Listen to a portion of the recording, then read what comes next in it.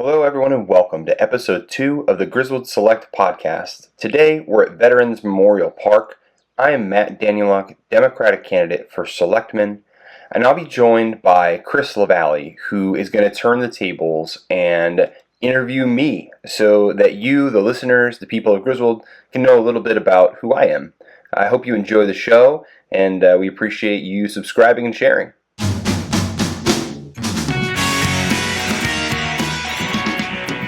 Well, first off, thank you for having me. I appreciate you giving me the opportunity to do this again. It's been a long time. You and I have done these many times before, but not in such a important setting, I think is the right way to put it. So I'm going to start with a general question, and it's, who are you? And I know you put up a bio on your website, but let's kind of peel back the layers a little bit. Who are you? What made you decide to get into politics?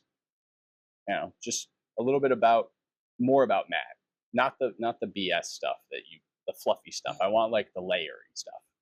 Yeah, understandable. Well, I'm excited that you were able to do this for me because you and I have been podcasting together. I was explaining it to someone the other night, since way before podcasting was cool, when people did not have podcasts, you and I were doing it. So this is exciting for me too. Who am I? Matt Danieluk. I'm a Griswold resident. That's the normal stuff. Everybody kind of will have that information. There's a lot to it. You asked what got me into politics. The first thing that made me interested was I was coaching middle school boys basketball with a buddy of mine at Lisbon when I was first in college, right after I graduated high school. And the town cut the budget and eliminated all school sports. And I showed up at the town meeting with a lot of the rest of the town, and I had a lot to say. And it felt to me like a real injustice. And actually, they went one full season without school sports. I ran a Saturday soccer program for our girls soccer players. I coached girls soccer there too, so that they wouldn't lose an entire season trying to get ready for high school. And then the next year, the town voted to reinstate sports. But that was a moment for me when I'm like 18, 19 years old, where I found something I really cared about, and I went and I spoke my mind about it in public. And that kind of feels like the foundation of politics from my perspective. I know there's a lot of other parts of it, but as far as now as an adult, honestly, the 2016 primary, to be honest, and I try not to talk too much about, who I care about and where I lean because I have such a broad perspective on that stuff. But Bernie Sanders really resonated with me in that primary election, and I felt that the democratic process was really flawed during that democratic primary. That is the time that I changed my voter status from independent to Democrat, specifically so I could vote in that primary election. And I've been a Democrat ever since, and I still feel like that's where I belong generally. And that's what I'm running as now, of course. But that was kind of the moment that made me think this might be something I really want to do as I grow. And then I've wanted to get involved in Griswold boards, commissions for quite a while. I didn't really have time before. And this opportunity, I don't necessarily have all the time in the world now, but I have enough time to put my all into it. And the opportunity came up where, there was going to be an opening for a selectman, and I really love our first selectman. And so the chance to learn from her potentially was really exciting to me, and it felt right for me not to do it now. And that's kind of the three phases of how I got interested in politics throughout my, the last like 18 years of my life, really. I want to circle back a little bit because so you had talked about how during the 2016 primary you changed your voter status from independent to Democrat. I want to kind of touch on why the Democratic Party, not the Republican Party. And we don't have to go into the national conversation because I do want to do that later. Yeah. Just sticking just locally, why the Democratic Party, not the Republican Party, or why not just stay as an independent candidate? Yeah, so in Connecticut, independents can't vote in primary elections, and the way that Bernie Sanders approached politics in a He was fired. He was fired up about a lot of the things that I was fired up about. And the more I learned about his background and what he did in Vermont, and his kind of lifelong commitment to trying to stand up for something and maybe represent some people that are underrepresented, really resonated with me. And I feel pretty strongly that when we have these legacy candidates, another Kennedy, another Clinton, that it's kind of just the American people. The thing we pride ourselves on is freedom of choice, I think, as much as anything. And to feel at that time in my life like we really didn't have that in that situation, like I wanted to do something about it. And so registering as a Democrat felt like the way I could do something about it. If Bernie had been caucusing with the Republicans in that election, I probably would have registered as a Republican. But to be honest with you, there's never been a Republican candidate that really resonated with me in my lifetime. I mean, I first started paying attention when I was in middle school, so that would have been Bush Gore. And I had no love of either of them, but I certainly didn't feel strongly about George W., who I look back on kind of fondly now. But most of the candidates that I've liked since I've been paying attention have been, like Ron Paul, people who are kind of off the beaten path, a little bit against the grain. And it felt like Bernie was one of those candidates, but running within the system where you actually had a chance to win. And so that was why specifically I registered as a Democrat, and then since then, I feel like from a federal perspective, it's all kind of in chaos. And I feel most aligned with the Democratic side, of in this world where it feels like we have to pick a side. Okay, fair enough. Yeah. All right, I want to move on to a little bit more about Griswold-centric questions. And then, like I said, we'll get more into politics in a little bit. But so I was doing some research to prepare for speaking with you. And you guys are pretty lively on Facebook, from what I'm noticing.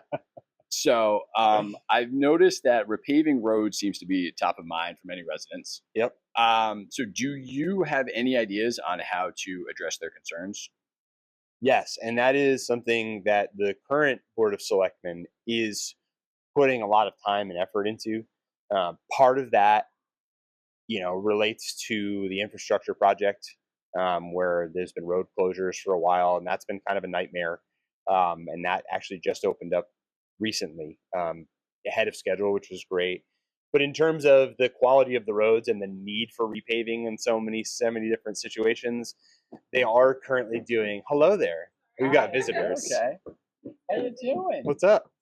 We're recording an interview. Say hello to all of our audience. Hi, bud. Those are the kind of interruptions I like. Yeah, that's really fun. Yeah. But so we are currently. They just started. Basically, the state DOT will come in and do a road study for you, right? And they'll map out your town, and they'll go street by street, and they will prioritize for your town maintenance department where the main issues lie or where some areas of improvement are, so that you can then prioritize. We are starting a brand new one of those with the DOT. We just entered into that agreement, from my understanding. And I think that was talked about at either the last regular selectmen's meeting, or the one before that. So that is something that they're aware of. It's just, as everyone knows, the budget is what the budget is, and we have to make sure that we are going to put the funds in the places where it's most needed. And so they need to figure out exactly what the most pressing needs are first, in order to best utilize the funds allocated, to do something like that. Now, whether or not there are some grants that maybe we could look into for that, that's definitely something to consider, but I'm not familiar with that. So that would be something that, somebody who's done more grant writing, like Tina, perhaps our current first selectman, might be able to research, and she probably has. But that's a great question actually to forward on, just to see what resources are out there, because we know the problem exists. We're studying the problem so we can do something about it. But maybe we can find some other resources as a unit, collectively, to address more of the issues, than we are now. But you're right. That's a hot topic on Facebook. Griswold Now and Griswold Discuss are very interesting places to go. Yeah, no, it's I actually feel like that's more of like a good just resource in general for people. If you're wondering what's going on, don't even bother with the website. Just go on Facebook, that Facebook page, and you'll get a pretty good idea of the pulse of the residents. Anyway, I think a yeah, go ahead. contingency of the residents. That's fair. I That's think fair. I think you're probably talking about. I mean, a large portion of the residents are on there, but if you're talking about who's really sharing their opinion and contributing, it's probably about the same percentage of people that come out to vote, which is about under 10. Really, that's too bad. 10, yeah. Do you? I mean, I know you've been involved with meetings and stuff like that. Do the residents that you see on that are speaking on Facebook, do they bother going to meetings, or are these just kind of the people who are just on there and not say they're griping, but like they're not well informed? Yeah, so I think that's the greatest challenge that we face right now, and I think that's why we're doing this, right? Is that the information is available. You could attend a meeting. Now, have I ever been to a Board of Selectmen meeting in person as a resident of Griswold? No, I have not. I watch the live stream, or I can watch it the next morning while I'm having my coffee, because we record and broadcast all of those for people to see. The borough meetings and the Board of Finance meetings, all those regular meetings are recorded and posted, um, and sometimes the quality is a little finicky, and maybe there's something you couldn't hear if somebody's got a public comment, but you can hear the people on the board. And you can generally hear what's discussed, and there's also transcripts of those meetings that people can go to the town website and read. But if we're being honest, no one really has the time to do that. And even if you do have the time, it's just not the way that people in 2025 get information. Um, so yes, do I listen to the information from that meeting? Absolutely. Would I probably seek out the minutes and go read it? Probably not. Um, and at best we get on average, I think, like maybe 45 people that tune in to watch the live stream, like total, not live, total views on the YouTube page. So I don't want to say that I don't want to blanket it and say that the people that have concerns are uninformed, because they are getting firsthand information, right? Like they are having that firsthand experience of the pothole that's not been fixed, or speeding on a certain road, or things like that, right? Like those issues, or maybe it was their mom, or maybe it was their sister, or maybe it was their neighbor or their friend. Like, so I don't want to just say like those issues happen just because of a lack of information or lack of seeking out information. But what I find is that very often a lot of the things that are brought up and addressed have been discussed or in the process of being like fixed or talked about, and people just don't go seek out that information. It's preferable to them to post something about it and talk about it on social media and on the Facebook page. And I think that's part of our goal. It's part of my goal specifically. That is something that I brought to the table right away with this campaign. I said I want to meet our residents where they are, right? I want to give you clear information in a format that you're going to be able to digest at your own speed. And that's kind of the idea, I think, of these interviews and some of the shorter form stuff that we're going to do, because we can, excuse me, we can talk about those things in a way that is more accessible to our residents than sit down and watch this 45-minute live stream of the entire Board of Selectmen meeting. Yeah, no, I mean, so let's keep going down this road for a second. So, what kind of ideas do you have as a way to meet the residents, as you're saying, or meet your voters? Like, obviously, doing interviews like this, maybe being more active on social media. Do you have a plan for how you can implement this that's going to be the most effective? Or are you still trying to kind of play around with different ideas? Mm-hmm. Is it just you? I mean, look, you're young-ish. You've got a pretty good pulse, no problem. I feel like you have a decent enough pulse of really where, like you said, of how to get the information across, or where people can go to get the information in the quickest and most digestible way. So what would you do? How would you, if you could run, let's say, the social media or the outreach, if you will, how would you do it? What would you do? So to me, it's not a one-person job. It is a multiple-person job. And setting all of those things up is going to require a lot of time and effort. But keeping them running will be, though there are ways to automate a lot of it that I think can make it a lot easier. And I think that's the benefit of, by the standards of the people that are running for election across positions in town, I am certainly one of the youngest, and I do have a background in creating content and getting information out to people, among many other things, which I'm sure we'll talk about at some point. But I think my plan when I first decided I was definitely going to do this was that I was going to, because the word transparency, and I brought it up in my interview with Tina, and it's something we're going to talk about a lot. That the word transparency gets used all the time. It comes out of everybody's mouth. It's on every social media post. The word transparency is just thrown around, and I think not unfairly, but maybe not appropriately, because I think there is a lot of transparency in the way that our town boards and commissions operate. But what is not necessarily done is clarity and conciseness. And I want to be clear and concise. And the way for me that I think to do that is Griswold Select is something that I wanted to use as a tool for this campaign.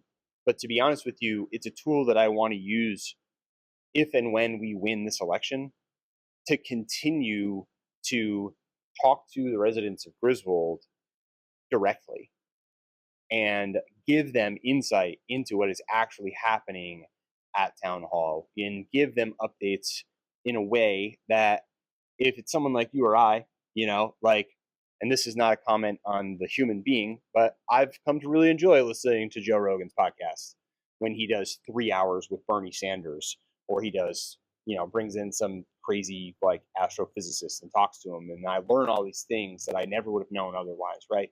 And there might be people that look for a long format thing like this, like what we're doing today, and want to hear an hour of me talking about me and what I care about and what I believe in. But there also might be some people that want to see 30 seconds or 60 seconds. And we're doing that too, right? Like we're putting those things on social media. We're in the process of launching a TikTok.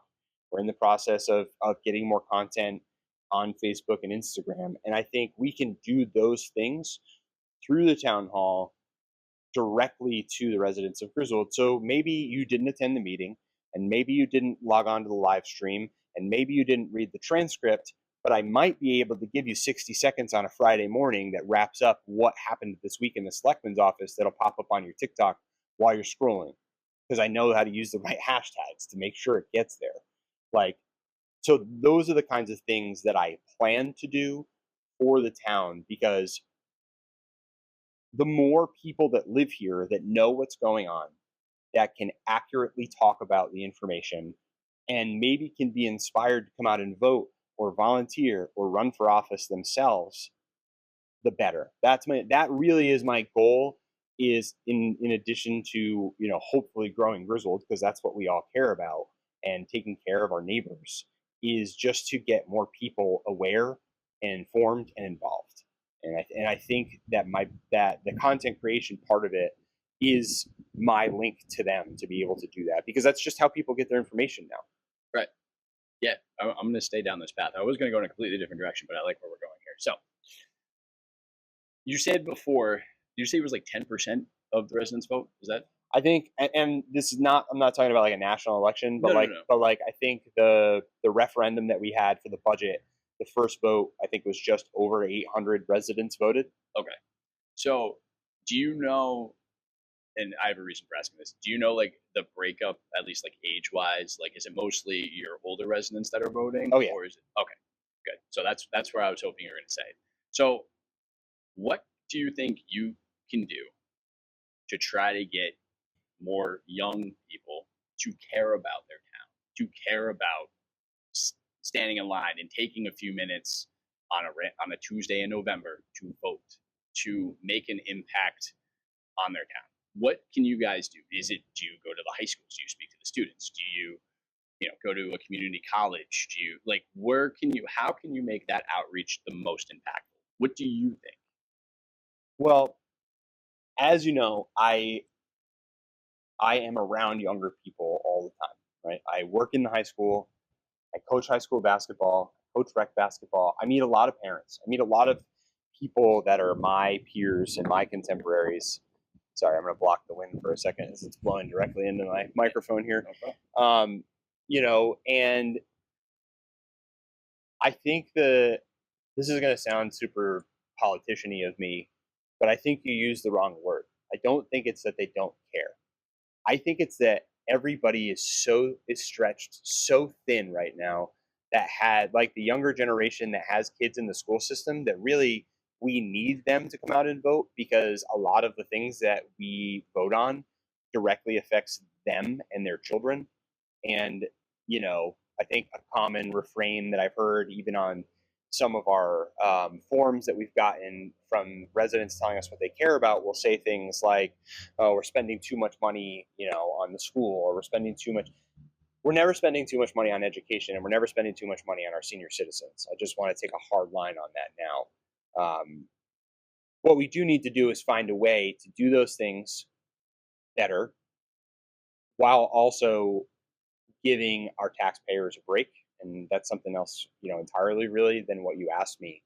But I just think it's not because they don't care. It's because everybody is so busy all the time just trying to make it through the climate that we're living in right now, that the idea of going out, and the other thing is people don't gather, right? Post-COVID, society has changed. People do not gather the way that they used to, all right? You can't just throw a spaghetti dinner and expect 150 people to show up.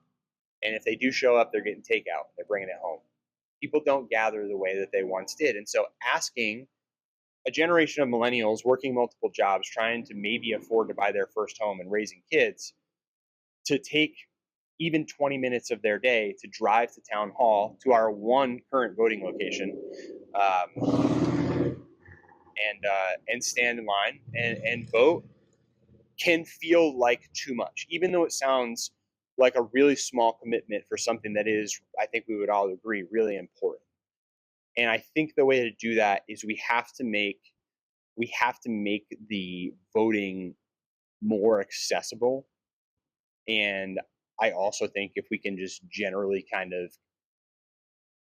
they need a reason to feel inspired enough to go vote that they're willing to deal with the anxiety of like, oh man, now I need to like pack up my kids and drive to town hall and wait in line and vote, after I worked all day before I need to do 7 other things, right? So I think that they need to feel connected to what's happening, because we don't just have this general sense of like, well, it's my duty to vote anymore. I really don't think we do. I don't think we spend enough time talking about that in school. I think that was hammered into my brain as a kid. I remember being, a middle schooler even, and being taught that it is my civic duty to vote. And I think that generally what happens is the majority of Americans don't vote, especially not in local elections. But in a town like Griswold, where people take a lot of pride in living here and in what this town is and in what it means to be a Wolverine if you're part of the school or your kids are, I think they just need to feel a little inspired to go out and do it. And I think it also needs to be more accessible. So to me, that means maybe having multiple voting locations, which we used to have and we don't currently. I know that is something that's important to some of our members. It's been mentioned to me recently. So that's something I care about a lot too, in terms of getting people out, is just making it easier to get there, get in and out. Can we do, I don't know, what's possible, what's legal, what's allowed? There's a lot of questions to ask about that. But I mean, down the road, is there any reason why we can't have drive-up voting? I don't know. I don't see why not. I mean, yeah, I don't. That's a whole other. That's a right. That's and we'll see what happens with with early votes or mail-in ballots or whatever. All the stuff that's being talked about on a national level right now. I don't want to get into that because that's not what's happening in Griswold. In Griswold, we walk in, we fill out a paper ballot after they check your ID and make sure you actually live here, and then you stick it in the machine, and then you take your sticker and you leave, right? Hopefully you thank the volunteers that worked the polls that day. Can we get more people to do that? Can we get more space for those things so that we can maybe get 2 lines going at the same time, so that one person doesn't have to be let up at a time. I just think there are probably ways that we could make the process more streamlined for people. And also, we need to give them a reason to want to come out and vote other than just, it's your duty, go vote. Yeah. Is there a reason? Was there a reason why they minimized the amount of locations to vote? Was it just a funding issue? Was it a? I think the second voting location was at the Patchogue Fire Department, because that's when I lived on the other side of town. That's where that used to be our polling location. And I think there was some interference, or maybe some concerns of interference in the fire department's ability to respond to an emergency while voting was taking place.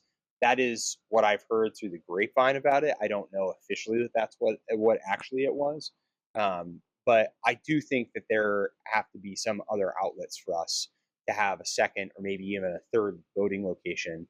Because the other thing too is, I mean, you lived in Jewett City for quite a while, and if you had to drive all the way to the Plainfield side of town or the Voluntown or the opposite side, Yeah. to vote, it's it's 15 minutes to get across Griswold. Yeah. Depending on where you're coming from. Yep. So I can understand somebody that lives almost in North Stonington saying, man, now I got to go down Rickstown, down Bethel, into town, find a place to park, go in and vote, and then drive home and make my dinner and do all these other things, or do it before work. I get it. It's not super convenient. It's important. I wish people would do it anyway, but I understand why it's like, I just can't get there today. And it's not like you can do it multiple days. Most people don't take advantage of early voting or mail-in ballots. Most people get to election day and go, okay, I'm going to go do this. Or maybe you don't even know who's on the ballot. Maybe you haven't had time to go to the website and look up who's on the ballot. And that's another thing that we want to do better.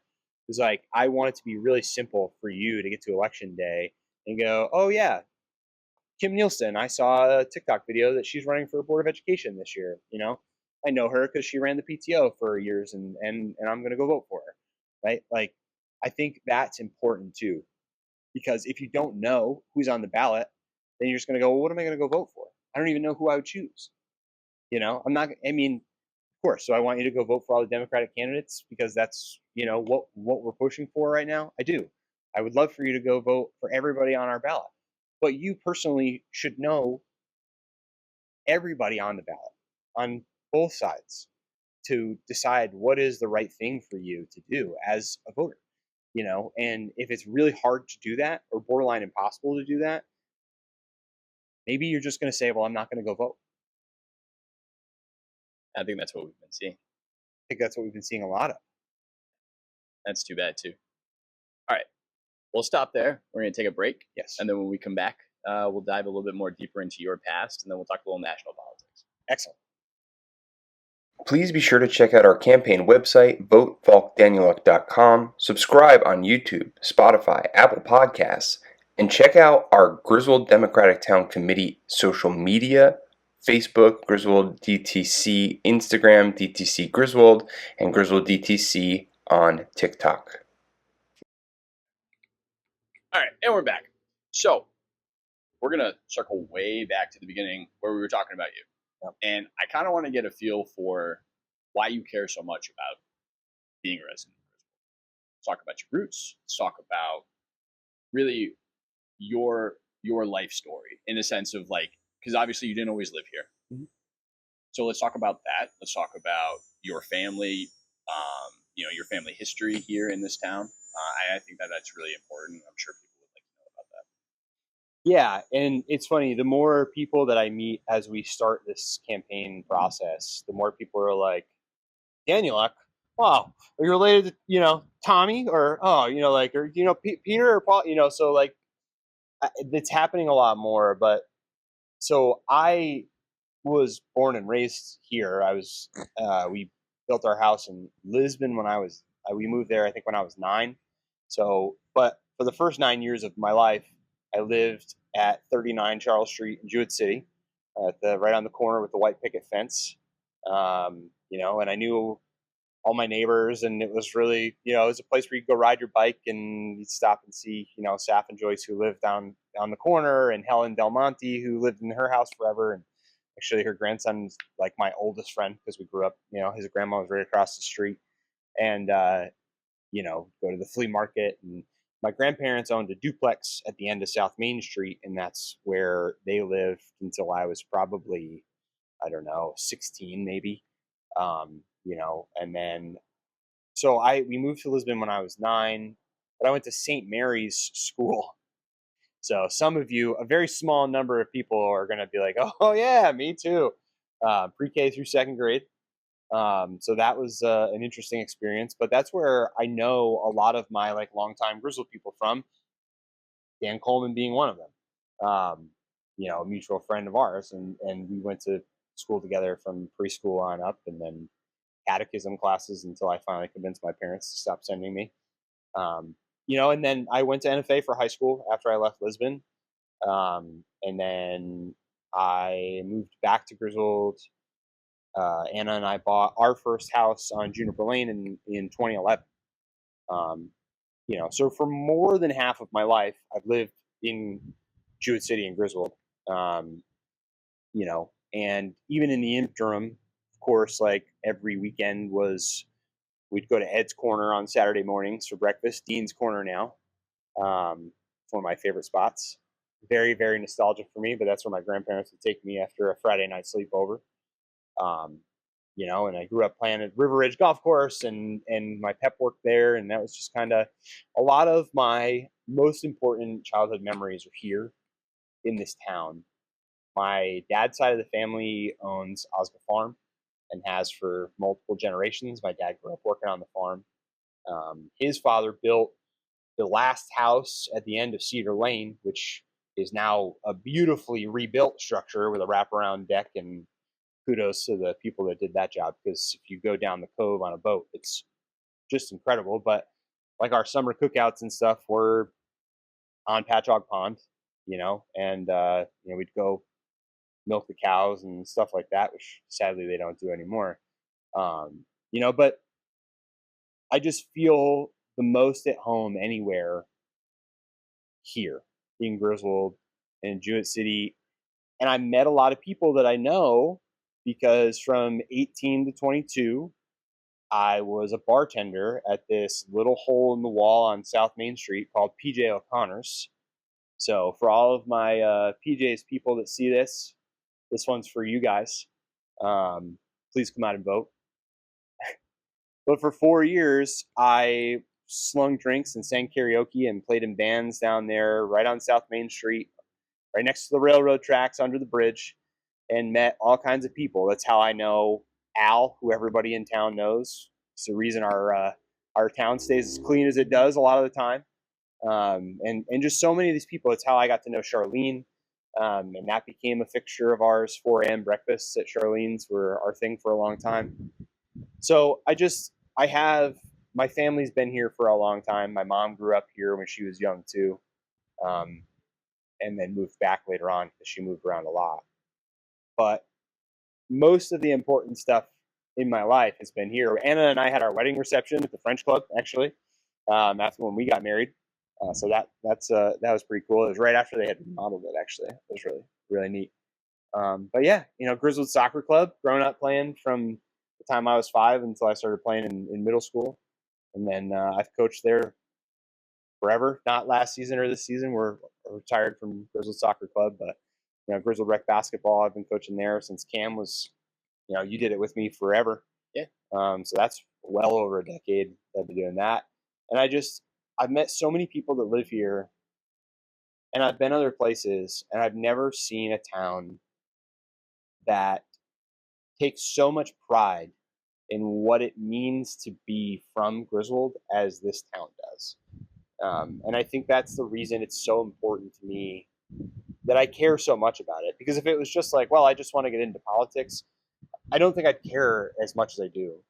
It's because I love it here, and I love the people here, and I want to see it grow and become even more of what it can be, and I just have these little through lines, these little connections to the farmers and to the local businesses and to these things where they're just, I didn't grow up on the farm, fortunately, I think, because I don't think I would have been a very good farm kid, but I learned a lot of that stuff from growing up the son of a farmer, and I feel strongly about maintaining what we have in terms, with Normans and Campbell's and the many farms that we have in town.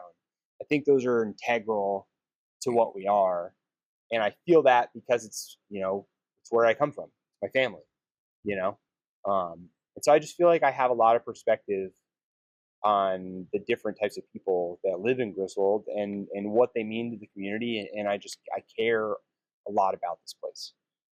So it's fair to say that this really isn't politics for you; it's personal. It is personal. It's definitely personal. You know, and not to go full campaign slogan on everybody, but that was the whole point of it's not about the people, it's about the politics. Like we don't care, it's not about the people. It's not about the politics. We don't care about the politics. We care about the people. Sorry. It was my line, in fairness, but none of the back and forth stuff is really that important.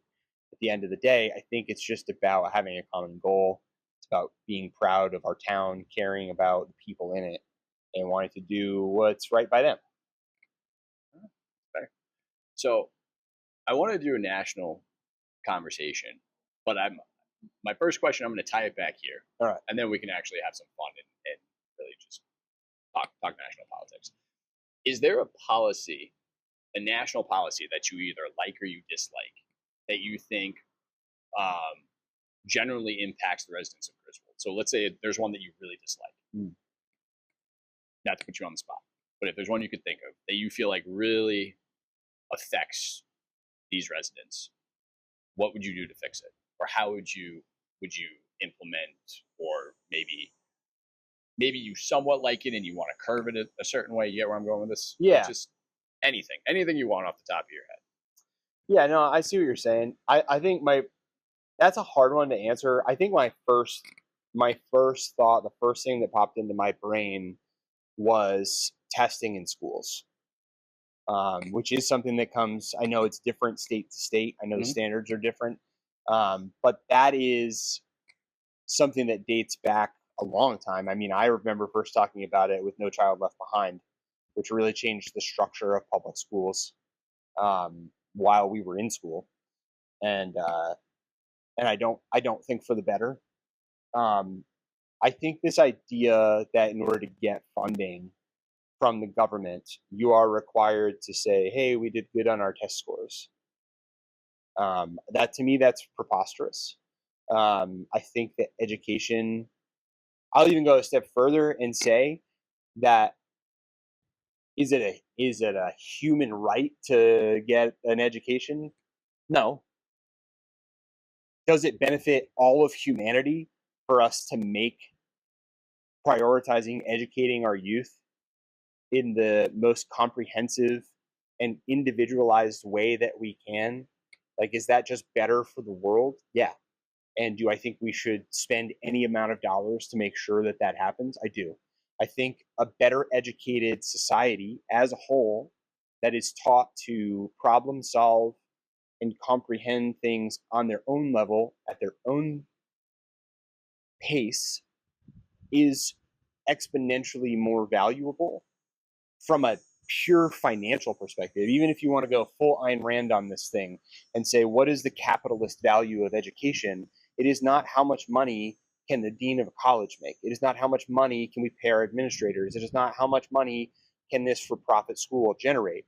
It is how much money can our youth eventually build and put into our economy locally and globally if we do them the service of an education that is customized to them and that actually applies to life, right? Because do I need to know calculus? Me? No. I don't. I'll never need to know calculus because I will never be in a field that will require me to use that skill. Did I need to know how to balance my finances? Did I need to understand the implications of credit card debt? Did I need to know what it would be like to buy my first house? Sure, those all would have been great skills. Are there people that need even more basic skills than that? Because I grew up, working with my dad and doing things with my hands and solving problems. Yeah, there are kids that don't learn those things from someone in their immediate circle and would benefit from learning more specific life skills in school, not just children in our special education program, but regular everyday kids who might be straight A students, who might be able to follow the textbook and do the assignments on time, and might be strong writers, and might be able to get a 4.0 and graduate top of their class and go to an Ivy League school and got great test scores, and then they walk into the world and they can't function in reality, in adulthood, because we've put them in this vacuum of testing where the only way that the schools can get funding, which they need, because as the people of the town of Griswold know, our tax dollars are already raised regularly because of just the cost of living, right? Everything has gone up. We need more money to do less than we ever have before. So how do we make sure that we are getting federal subsidies for education in our school districts or even state funding and its test scores? And to me, that is the most counterintuitive method of education possibly that could ever be conceived. And it was never intended for the education system. If you do research on like the SATs, like those are military tests.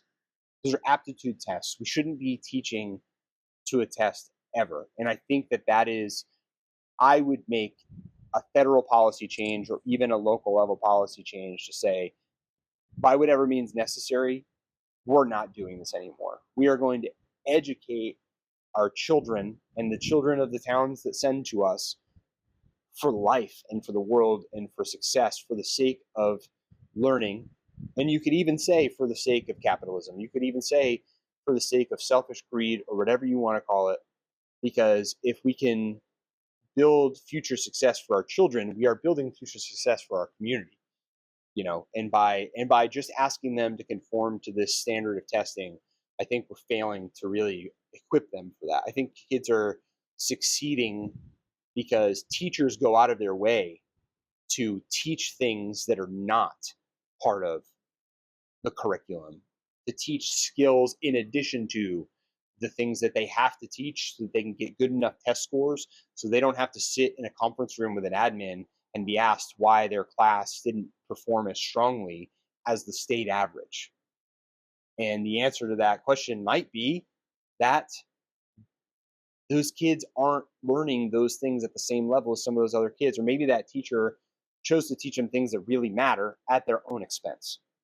And I think that's a huge thing from the top down that I would love to see change from a policy perspective. I think we can speak to having teachers that kind of diverted in a way, especially at NFA, when you think about teachers like Bierman, Driscoll, guys who just kind of, they're going to give you the education that you needed, but they're also going to teach you about life. Yep. And a lot of their lectures and just a lot of the conversations you would have within those classrooms, they weren't about grades or tests or anything. They were about preparing you for when you graduated. Right. And I think that's more of where we need to, not that it doesn't matter what my opinion is, but I think that's kind of where we need to start looking. Because I agree with you. I do think an education curriculum change needs to develop. Two, like you were talking about, balancing a checkbook or preparing for mortgage or even preparing for student loan debt. Yeah. Something very basic. Yeah, they hand it to you. Yes. But nobody teaches you what it's really going to be like. Right. Yeah. You sign up, you pretty much sign your life away to go spend 4 years in college to then come out and realize that you are saddled with debt that you're probably never going to be able to come out from underneath. And maybe you aren't really doing something you want to do. Or maybe you got to the end of that path. And look, I wish that I would have approached college differently when I was 18. But I don't have any student loans. I don't. I don't have any student loans. And there's something to that it's a worry that a lot of people have that I don't have. And even though I definitely chose the harder path in life, I think that I'm glad in some senses that I didn't have to do that. That I didn't have to do that in order to get an education. And that's where, and we can, it's like a hot topic thing. It's, should college be paid for? Yeah, I think if you meet the requirements of like your family's not millionaires, and you attend class and you're a good citizen and you work hard, should you be able to go get a quality education that gets you a degree that helps you get a job that you want? And should our tax dollars pay for that? I would certainly rather our tax dollars pay for that than a lot of the other things that our federal government spends money on. Like I think that would be a better benefit again to our country as a whole, to our society as a whole. How do we advance from here, right? Because it feels a little bit like we're spinning tires, And I do think you're right to highlight, and I think that's one of the things. And again, I'm a little bit biased. I work at Griswold High School. Just last year was my first year. I'm back again this fall as a para. But I get to see, but I also have two kids in the school system. And from the elementary school on up,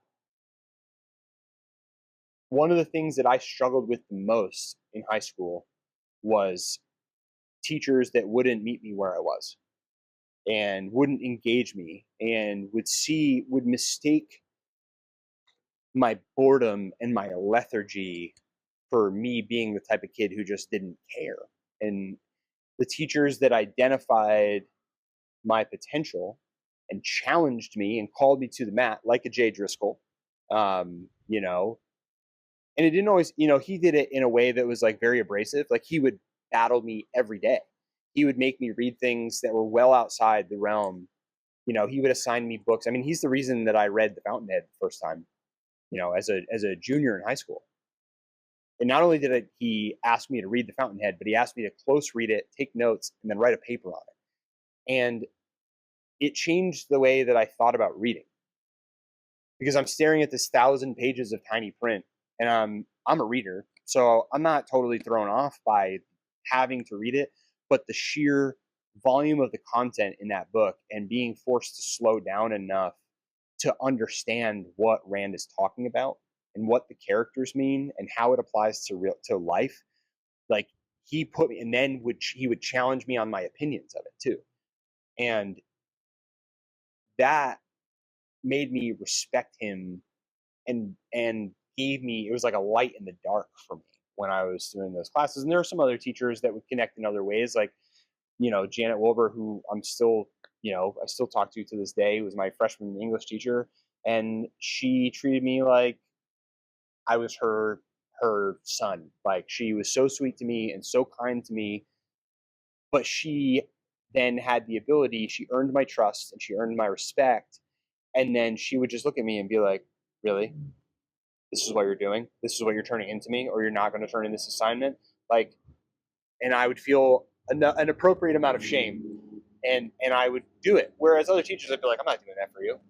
I don't even care. It's not going to matter anyway. So it's those teachers, and I think what I see a lot of in Griswold's school system, as both a parent and as somebody who works there, is a lot of teachers who take the time to actually look at their students, see what they need, and give them more than what is required of them. And that's where I think the sense of like Wolverine pride really comes from. And it comes from them. It comes from the people that work there that see the flaws in the system and are doing something about it from the inside while still maintaining pretty good test scores. We also have one of the best special ed programs in the area. So I think there's a way to strike balance, but I think we could make teachers' lives a lot easier if we enabled them to do that as part of the job requirement and not as something extra that you need to do in addition to your job. Agreed. Absolutely. All right. We're going to stick with national politics just for one more question, and then we'll wrap up in a minute. So I think it's safe to say that both sides of the political aisle are fraught. and it seems like that both sides like to lean into their more obnoxious, I think it's a nice way of putting it, individuals. Where do you see it going down the road? Do you think, and this can be pulled right back into just local elections, do you think that there's going to ever be a way that we're going to be able to bridge the gap, get back to a moderate type of politics? Or given the fact with social media and with everything else nowadays, are we now at a point where we're kind of afraid in almost an irreconcilable type of way? So this is obviously a hard topic. It definitely feels like we are split, and it feels irreconcilable. But I know that that's not true. And I know that there are a lot of practical people who see all of it for what it is. And it doesn't matter what side you're on. It doesn't matter. If you are worshiping a politician, you're not understanding the assignment. Correct. Regardless of what side they're on, regardless of, you can feel like I am a Bernie fan for life, right? I really love him because I think he sets himself apart by just being a little bit ridiculous sometimes, right? And I think there's a healthy way to do that. But I think now the biggest problem, and one of the big things that we hear talked about on some of the more discerning podcasts, I think, that are out there, is this: we hit on all these social warfare, right? Like these culture wars that are happening. I don't really want my politicians to weigh in on those things. And as long as they continue to do that and fire shots back and forth at each other, it's really just reality TV. Well, no, isn't the saying like politics is Hollywood for ugly people? Isn't that the? I guess maybe that's true. But so I think what it is now is it's a machine. Don't get me wrong. The dark underbelly of the American political system is that big money controls your politics, and they're handpicking characters that are going to put on a show for you, and they're going to keep you glued to the screen, and you're going to follow the other 98%, and like I follow them, and you're going to follow, Young Americans for Liberty, and you're going to follow all these things on social media, and you're going to see something that gets you fired up, that's well produced, that's well scripted, that resonates with you, and maybe you believe some of it, maybe you believe all of it, right? There's always going to be extremes of people.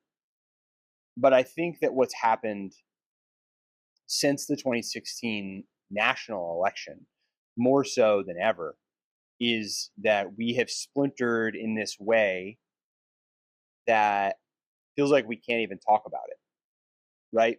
I could never tell you, if you're a hardcore, Donald Trump hater, I could never sit here and tell you,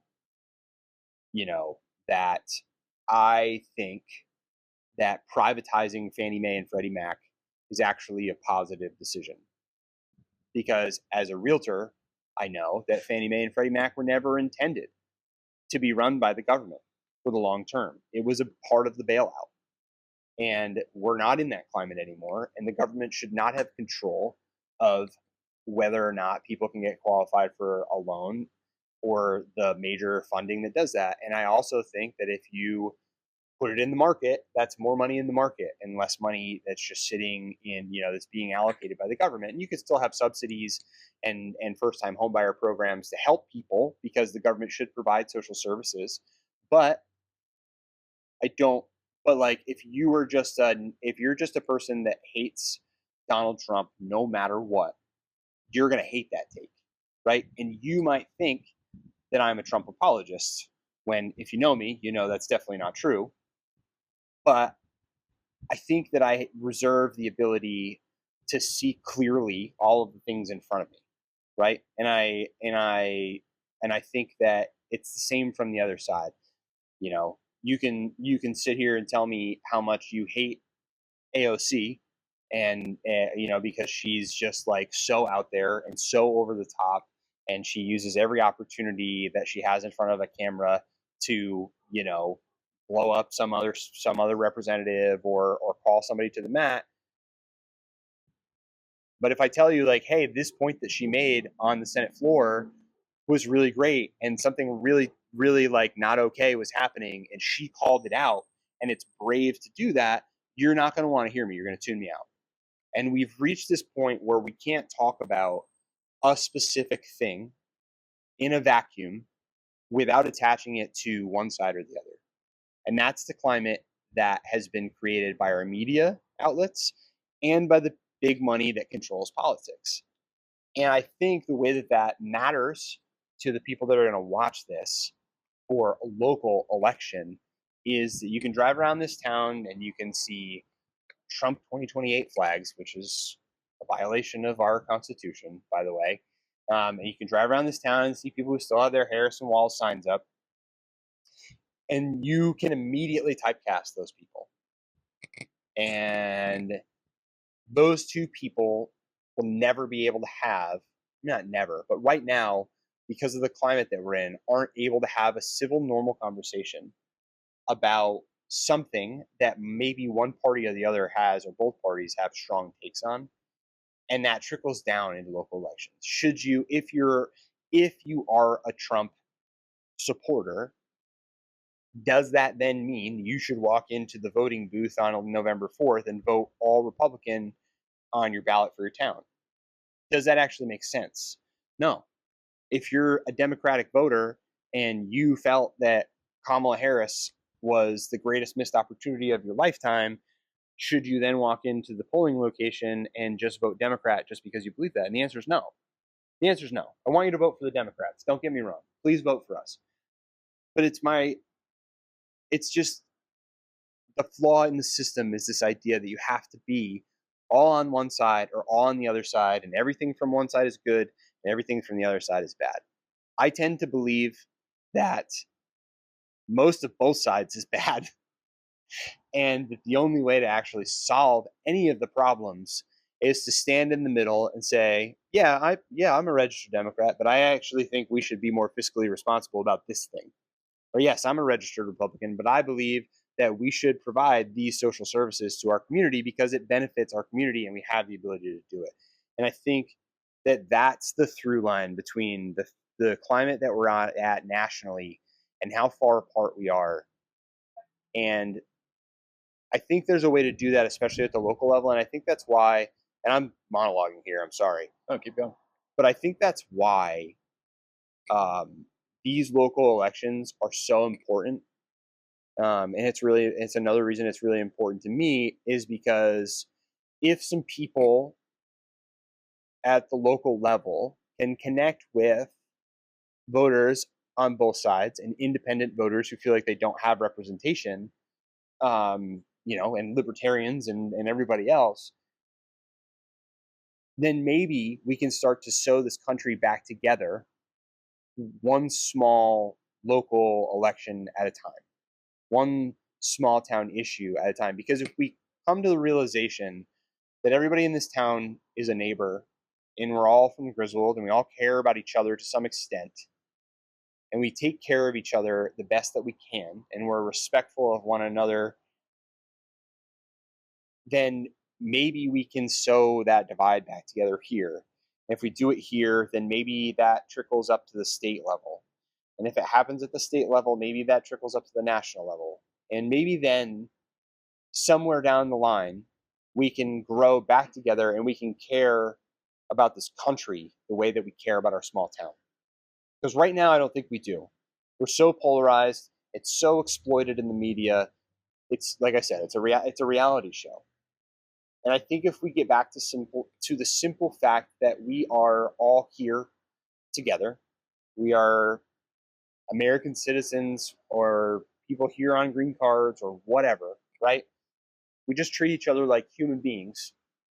And take care of that part first instead of always thinking black or white, red or blue, then I think that it's not irreconcilable. I think there's a chance, but I think it has to start in small towns and work its way up. Well, good. Maybe you can start that. You can lead the change, if you will, towards that type of moderation, I guess is the best way to put it. All right. So that was a very good monologue, by the way. So because it was so good, that's okay. Because it was so good, I don't want to ask you another question. What I want to do to close this out is give you the opportunity to just speak on anything, any topic, anything that I didn't bring up. Because I'm sure there's got to be something that you want, the voters and the residents to actually hear, that just kind of just speaks to you and what you're all about. Yeah, I mean, I think maybe the only thing we didn't really talk about is kind of like my background in terms of like what qualifies me to be your selectman. And the truth of the matter is, if you're looking purely for political experience, it's nothing. But I think that I'm a pretty logical thinker, and I think what I do have is a lot of experience either working with people or managing people. And I think that is the thing that I've always prided myself on. I think people that have worked for me at various places over the years, I try and treat it like a team. And that's the thing I love about coaching so much, that coaching high school basketball, the reason that we could spend 2 hours talking about the number of jobs that I've had in my life and different careers that I've tried. But at some point, I just hit this place where I was like, I just want to do something that feels like it matters. And, it's not the most lucrative thing in the world. And I definitely, like I'm a realtor, but like working at the school with kids, with high school kids that need support and being able to help them, it feels like it matters in a way that my job as a UPS driver or my job as a restaurant manager or a bartender or any of the dozens of other things that I've tried and done, none of that felt like it really had a purpose other than to make money. And obviously that's its own purpose. But to me, I needed something fulfilling. And helping people to me is fulfilling.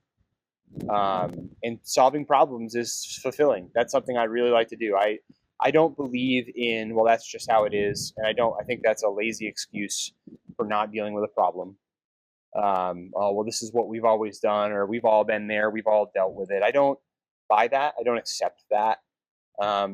If if an employee brings me a problem and says we don't have enough glassware to get through a Saturday night at the bar, I'm walking into the GM's office and saying, you need to order me 4 cases of glassware. He's like, well, we can't do that. It's too much money. I was like, no, you don't understand. We can't serve drinks in the proper glassware to these guests because we don't have them. And if you just buy a bunch of them one time, then we'll just break out a case when we need it and you won't have to spend all that money, right? We use it over time. And it's little things where I want to look at something and I want to hear that there's a problem and I want to find out why that problem exists and find some kind of solution one way or another, right? You can't solve everybody's problems, but I do think that you can either help them understand the situation better or try and take action to make improvements. And that's something that I get from my background in managing and working with people that I think really applies to being a selectman. And I love to talk to people. I love talking to strangers. I love hearing their stories. I think it's really interesting. Our former journalism teacher, Adam Bowles, wrote 1 Square Mile, where he interviewed a bunch of people that live in the 1 square mile of the borough of Jewett City a few years ago. And it was really cool that he did that because everybody's got their own unique story. And that's what I learned being a bartender. I at 18 years old, stepping behind a dive bar, around a bunch of adults with various backgrounds and people who had served in the military or, a guy who lived under the bridge who found enough cans that he could cash in to come get a $1.50 draft beer. They all had a story, and they all had something that was unique to them and something that they brought to the table as a human being. And I think that connection is the thing that I seek in life pretty much everywhere I go. And I think that can apply to this job. So that's a little bit of kind of like where I come from professionally. I would just say, can you just bring back $1.50 draft beers? I think that would get you elected immediately. Oh man, I wish I could promise you $1.50 draft beers. That'd be a heck of a campaign promise. Can you imagine the ad work we could do? Yeah, that would. I'm saying you could win nationally with that. I know. Let alone locally. But all right, I want to thank you for your time. Thank you for letting me be here and speaking to you. And good luck in the election. Thanks, man. Appreciate you doing this. Absolutely.